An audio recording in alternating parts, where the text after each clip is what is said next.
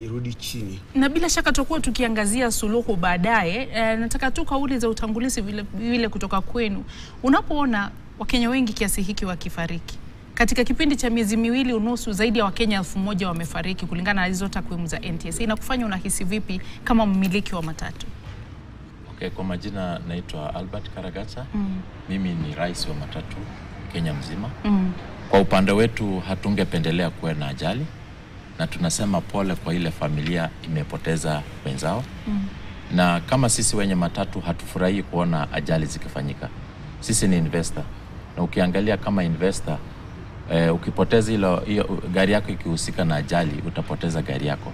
So kwa hivyo kwa kuangalia tunaona kuwa mambo ya ajali ni lazima tukae chini na serikali tuone vile tunaweza tukasaidiana, kwa sababu lazima tuende tukaangalia kiini ya hiyo ajali.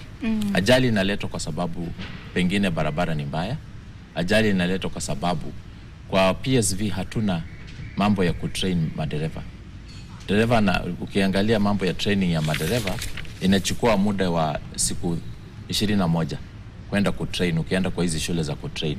So tungehimiza serikali kwa kuendelea mbele waweza kuangalia training ya PSV. Hatuna training ya PSV, na tumejaribu kuongea kutoka mwaka uliopita tushirikiane na serikali tuone vile tunaweza tukafanya hiyo training, ndio tuweza kuona itaweza kusaidia namna gani. Na kwa upande wetu kama wenye magari tunaomba serikali kuwa tukue na training karibu miezi 6, kwa sababu training ile tunafanya ya madereva haisaidia hata kidogo.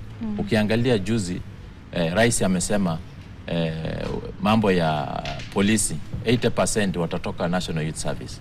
Pia tunajua National Youth Service ina train madereva.